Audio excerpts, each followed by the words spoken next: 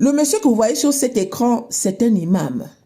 Il est imam dans une mosquée qui a été construite par un millionnaire dans un village.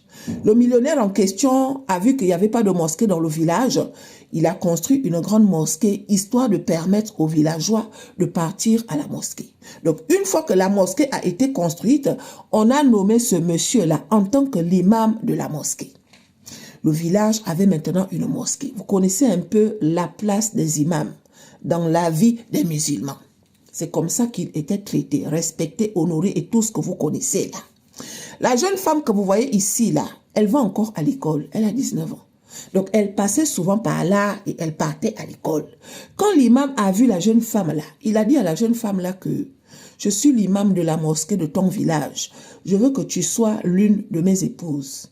Au début, elle négligeait, elle ne répondait pas, elle partait à l'école. L'imam est revenu vers elle. L'autre jour, je t'ai dit que je voulais que tu sois une de mes épouses. Tu ne m'as pas répondu. Il faut que tu sois une de mes épouses parce que tu me plais. La jeune femme n'a pas répondu. La troisième fois, il revient en disant que ça fait 2 fois que je te parle, mais tu ne me réponds pas. Ou bien, tu me menaces. Tu dois me répondre. Je suis l'imam de ton village. Je veux que tu sois mon épouse. Il faut répondre. La fille a dit que je ne peux pas répondre. Si depuis là je n'ai pas répondu, c'est parce que je ne suis pas intéressée par votre proposition. Je n'ai que 19 ans, je vais à l'école. Les histoires de mariage ne m'intéressent pas. S'il vous plaît, monsieur l'imam, laissez-moi partir à l'école. Le monsieur a dit, ok, je vais revenir vers toi la prochaine fois. Il est revenu la prochaine fois, mes chéris. En revenant la prochaine fois, il dit à la fille que je ne te laisse pas le choix. En fait, je ne sais pas si tu es au courant que c'est moi l'imam, en fait. En tant qu'imam, je n'ai pas à négocier avec toi. Je suis l'imam de la mosquée de ton village. Je te dis que je vais t'épouser et toi, tu es en train de me faire tourner comme si j'étais un enfant. La fille a dit que pardon, je ne suis pas intéressée. Quand elle a dit ça pour la énième fois, le monsieur harcelait maintenant cette jeune fille-là. Il la harcelait. Elle ne respirait plus. Des fois, il la suivait. Partout là où elle partait, il la suivait. Quand elle sortait de l'école, elle le voyait. Suite à ça, elle est partie dire ça à ses parents. Oh. Il y a l'imam de la mosquée du village qui est en train de me menacer. Papa, maman, je ne me sens pas en sécurité. La manière qu'il me regarde, j'ai peur. Et dans sa façon de me parler, je sens qu'il est prêt à faire quelque chose. Les parents ont dit, ok, on a compris. Le monsieur, voyant que la jeune fille ne passe plus par là, il a décidé de venir voir les parents de la fille en disant que votre fille m'intéresse. Je veux qu'elle soit l'une de mes épouses.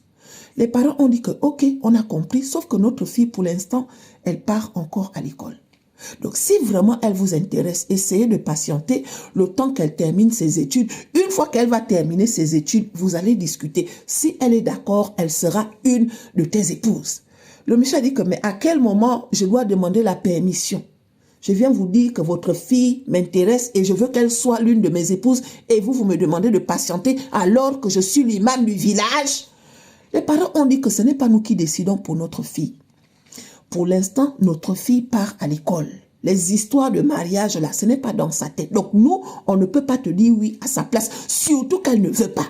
L'imam a dit, ok, il est parti. Quand l'imam est parti, mes chéris, quelques semaines après, juste quelques semaines, la fille a commencé à avoir les maux de tête, le mal de ventre, les maux de pied, jusqu'à la fille ne partait plus à l'école. Dans ça, là, elle a commencé à délirer. Délirer, délirer, délirer. Voici maintenant la folie qui a attrapé la jeune fille, là. Une fois que la folie l'a attrapée, ils sont partis quelque part. Là-bas, on a dit ceci. Il faut aller voir l'imam.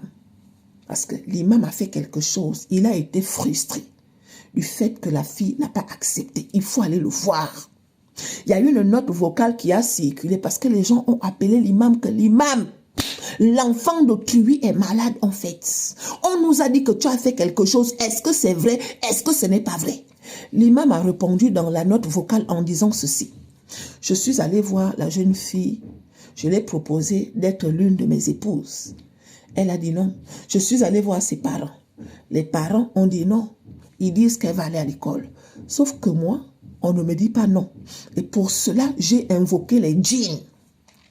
Les djinns que j'ai invoqués là, je leur ai demandé d'aller s'occuper d'elle. Donc en ce moment, puisqu'elle ne peut pas être mon épouse, elle ne sera l'épouse de personne. Et à côté de ça, l'école qu'elle a mis devant avant moi là, elle n'ira plus là-bas. Mes chéris, donc à l'heure où je vous parle, cette jeune fille-là, elle est atteinte de folie. C'est l'imam qui l'a jeté un sort. Il a jeté les djinns dans le corps de cette jeune fille-là. Voilà ça. On parle d'un imam, une personne qui est censée représenter Dieu, une personne qui est censée bien se comporter. Et pourtant, c'est lui qui, soi-disant, a jeté les djinns à l'enfant d'autrui parce que, soi-disant, elle ne veut pas être l'une de ses épouses. On peut faire ça. Donc, donnez-moi vos avis dans les commentaires. Est-ce que vous pensez que c'est une coïncidence ou bien un genre? Mais chérie, il a dit qu'il a jeté un sort. J'ai jeté les djinns dans le corps de votre fille parce qu'elle a osé me dire non. Donc, comme elle me dit non à moi, personne d'autre ne l'aura. Et même l'école là, elle a mis l'école devant avant moi, non, il n'y a pas de souci. Mais même l'école qu'elle a mis devant là, elle n'ira plus là-bas. On peut faire ça.